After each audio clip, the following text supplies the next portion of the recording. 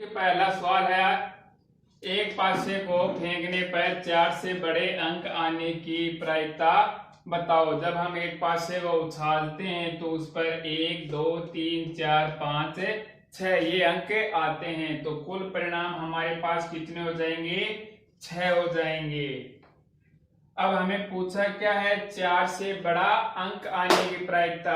तो 4 से बड़ा अंक कौन कौन से हैं? इसमें देखो, एक तो 5 हो गया और एक 6 हो गया। तो कितने अंक है? 2 अंक है ना, तो यहाँ पर हो जाएगा 2। कौन कौन से वो 2? एक तो 4 है, एक तो 5 हो जाएगा और दूसरा 6। ये 2 हो जाएंगे, 5 और 6। ये संभावित परिणाम है और कुल परिणाम कितने हो गए? 6। 1, 2, 3, 4, 5, 6। अब प्रायिकता का जो सूत्र होता है वो क्या होता है? प्रायिकता बराबर संभावित परिणाम बटे कुल परिणाम है। यहाँ पर संभावित परिणाम कितने हैं? संख्या कितनी है संभावित परिणाम की? ये संख्या देखनी है हमें, 5 और 6 को नहीं। संख्या 2 है ना, तो 2 बटे कुल परिणाम कितने हो गए? कुल परिणाम है हमारे पास 6। कौन कौन से ये बताए थे पहले, तो बट्टे में लिख देंगे हम 6। अब इनको काट दो, 2 एकम 2 और 2 तिया 6। तो 4 से बड़ा अंक आने की प्रायिकता 1/3 हो जाएगी। ठीक है, पहला सवाल कंप्लीट। अब दूसरा सवाल देखिए। देखिए दूसरा सवाल है, एक सिक्के को 2 बार उछाला जाता है, 2 बार चित आने की प्रायिकता बताइए। अब एक सिक्के पर एक तरफ होता है एड और दूसरी तरफ होता है टेल। हेड को बोलते हैं हम चित्त और टेल को बोलेंगे पट। एच का मतलब हो जाएगा चित्त और टेल का मतलब हो जाएगा पट। सिक्के को जब एक बार उछालते हैं ना, एक बार उछालते हैं तब हेड भी आ सकता है और टेल भी आ सकता है। ये 2 परिणाम होते हैं। और जब 2 बार उछालते हैं, एक ही सिक्के को 2 बार उछाला जाता है, तब देखिए कौन कौन से परिणाम होंगे। जब एक पहली बार उछालते हैं तो ऐड आ सकता है और दूसरी बार उछालेंगे तो टेल आ सकता है। ये संभावना हो सकती है। या फिर इस तरह भी हो सकता है, पहली बार टेल आ जाएगा और दूसरी बार हेड आ सकता है। तीसरी घटना, दोनों बार ही हेड आ सकता है। और अगला परिणाम हो जाएगा टेल और टेल। ये 4 परिणाम है हमारे पास। कौन कौन से? जब एक सिक्के को 2 बार उछाला जाता है तो पहली बार हेड आ सकता है और दूसरी बार टेल। इस तरह पहली बार टेल और दूसरी बार हेड भी आ सकता है। या फिर दोनों बार हेड और दोनों बार टेल। ये 4 कुल परिणाम हो गए हमारे पास। अब हमें पूछा है 2 बार चित आने की प्रायिकता। देखो 2 बार चित कहां पर है? एक ही घटना इसलिए 2 बार चित आ रहा है, तो कितने संभावित परिणाम हो जाएंगे? 1 हो जाएगा। कौन कौन सा? वो एच और एच। कुल परिणाम कितने हैं? कुल परिणाम देखो 1, 2, 3, 4 हो गए कुल परिणाम है। अब देखो प्रायिकता का सूत्र लिखो पहले, संभावित परिणाम बटे कुल परिणाम है। प्रायिकता को लिखेंगे हम पीई। संभावित परिणाम कितने हैं? 1 और कुल परिणाम कितने हो गए? 4। तो 1/4 हो जाएंगे। 2 बार चित आने की प्रायिकता कितनी है? 1/4। ठीक है, दूसरा सवाल भी आ गया ना समझ में। अब आगे देखिए तीसरा। अब देखिए तीसरा सवाल, 1 से 17 तक की संख्याओं में से एक संख्या यादृच्छिक चयन किया जाता है, अभाज्य संख्या आने की प्रायिकता बताइए। तो आपको सबसे पहले प्राकृत संख्या और अभाज्य संख्या का पता होना चाहिए। प्राकृत संख्या पिछले सवाल में आपको बता दी गई थी। जो संख्या 1 से शुरू होती है और अनंत तक चलती है उन्हें हम प्राकृत संख्या कहते हैं। 1 से शुरू होती है और अनंत तक चलती है, उनको हमें प्राकृत संख्या कहते हैं। और एक होती है अभाज्य संख्या, इनका पता होना चाहिए। अभाज्य संख्या जिस संख्या में एक और खुद के अलावा अन्य संख्या का भाग नहीं जाता है उसे हम अभाज्य संख्या कहते हैं। अन्य संख्या का भाग नहीं जाता है, अन्य संख्या का भाग नहीं जाता है उसे अभाज्य संख्या कहते हैं। और अगर आपसे भाज्य संख्या पूछ ले तो भाज्य संख्या की परिभाषा होगी एक व खुद के अलावा अन्य संख्या का भाग उसमें जाएगा।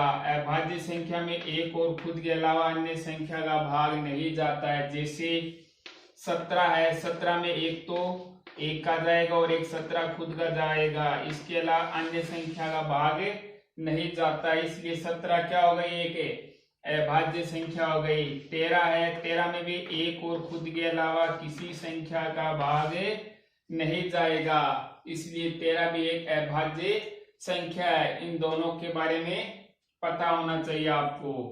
अब देखिए 1 से लेकर 17 तक आपको अभाज्य प्राकृत संख्याएं दी गई है। उनमें से यादृच्छिक का मतलब होता है अपनी इच्छा से एक संख्या चुन ली गई है। 1 से लेकर 17 तक संख्या लिखी हुई है, 1 2 3 4 5 17 तक लिखी हुई ये संख्याएं हैं।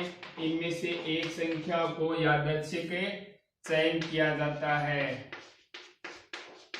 तो कुल परिणाम कितने हो जाएंगे, 17 हो जाएंगे। 1 से लेकर 17 तक है तो कुल परिणाम हो जाएंगे 17। ठीक, अब इनमें से अभाज्य संख्या देखनी है कौन कौन सी है। तो अभाज्य संख्या देखिए जिसमें एक और खुद के अलावा किसी भी संख्या का भाग नहीं जाना चाहिए। अभाज्य संख्या कौन कौन सी है, एक तो 2,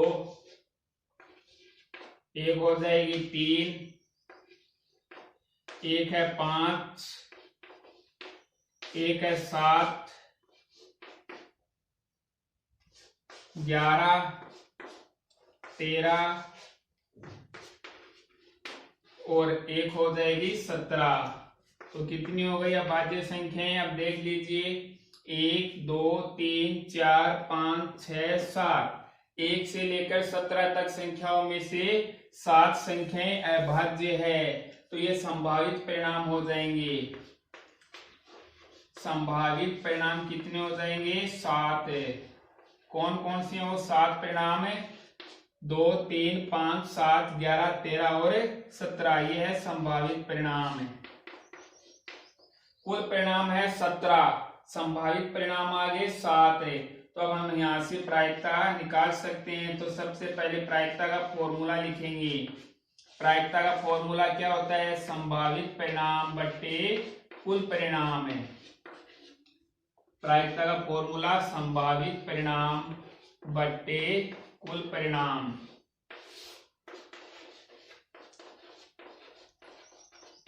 अब यहां पर देखिए संभावित परिणाम कितने हैं, 7 तो हो जाएंगे संभावित परिणाम, बट्टे में कुल परिणाम कितने हैं 17, तो नीचे आ जाएगा 17। तो प्रायिकता कितनी आ गई 7 बट्टे 17। 1 से लेकर 17 तक की संख्याओं में अभाज्य संख्या आने की प्रायिकता कितनी है 7 बट्टे 17। अब हम यहाँ पर नीचे लिख देंगे अतः अभाज्य संख्या आने की प्रायिकता, अभाज्य संख्या आने की प्रायिकता 7 बट्टे 17 है। प्रायिकता 7 बट्टे 17 है। ये वाली जो लाइन है वो नीचे लिखनी है आपको। प्रायिकता ज्ञात करने के बाद 7 बट्टे 17 आ गए, इसके नीचे ये वाली लाइन लिख देंगे अतः अभाज्य संख्या आने की प्रायिकता 7 बट्टे 17। अब देखेंगे नेक्स्ट सवाल 4 नंबर का, तीसरा होगा कंप्लीट। अब आगे देखिए 4 नंबर का सवाल है, एक सिक्के को लगातार 3 उछालों में एकांतरतः चित या पट आने की प्रायिकता बताओ। एक सिक्के को कितनी बार उछाल लगाया, इस बार 3 बार उछाला गया है। जब 2 बार उछालते हैं, पिछले सवाल में 2 बार उछालते हैं, तो कौन कौन से आते हैं, HH, TT, HT और TH, ये 4 घटनाएं होती है। याद रखना, एक सिक्के को जब 2 बार उछालेंगे तब ये 4 घटनाएं होगी, कुल परिणाम 4 होंगे। और जब एक सिक्के को 2 बार उछालते हैं तो 4 हो जाएंगे, और एक बार उछालते हैं तो कुल परिणाम 2 हो जाते हैं। कौन कौन से? एक तो ऐड और एक टेल। इस बार 3 बार उछाला गया, तो 3 बार उछालते हैं तो कुल कितने परिणाम होंगे? याद रखना, कुल 8 परिणाम होंगे। कौन कौन से होंगे?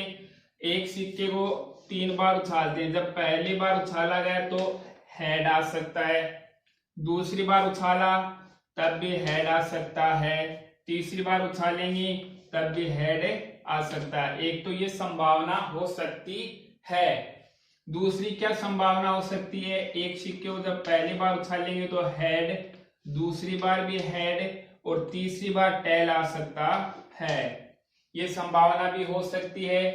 तीसरी संभावना देखिए, हेड, टेल और टेल, ये हो जाएगी। पहली देखो, हेड हेड हेड, तीनों बार हेड है, दूसरी बार हेड हेड और टेल, फिर एच टी टी, तीसरी हो जाएगी टी एच एच, अगली हो जाएगी एच टी एच, फिर टी एच टी, और फिर टी टी एच। 1 2 3 4 5 6 7, एक और बच गई, टी टी एच। 8 हो गए ना संभावना। देखो, 1 2 3 4 5 6 7 और 8, ये 8 परिणाम है। इनको याद रखना। जब एक सिक्के को 3 बार उछालते हैं तो कुल कितने परिणाम होंगे? 8 परिणाम होंगे। कौन कौन से वो 8 परिणाम, ये देख लेना आप ध्यान से, इनको याद भी रखना है।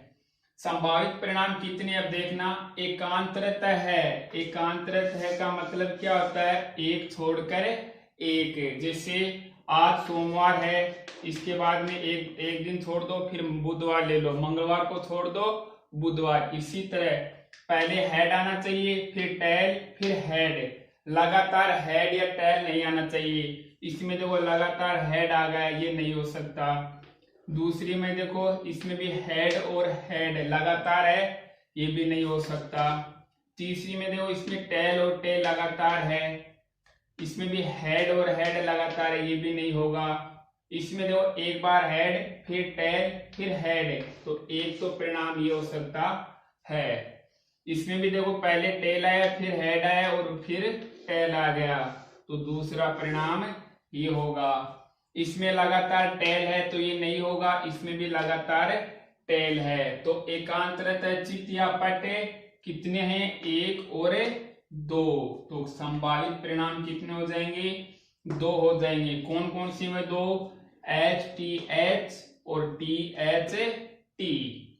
अब हमें पूछा एकांतरत चित्त या पट आने की प्रायिकता। पहले लिख देंगे, एकांतरत चित्त या पट आने की प्रायिकता बराबर है संभावित परिणाम बट्टे कुल परिणाम। नीचे लिख देंगे पीई बराबर संभावित परिणाम कितने हैं? 2, और कुल परिणाम कितने हो गए? 8 है। अब इनको काट देंगे, 2 एकम 2 और 2 4 8, 1/4, तो प्रायिकता का मान कितना आएगा? 1/4।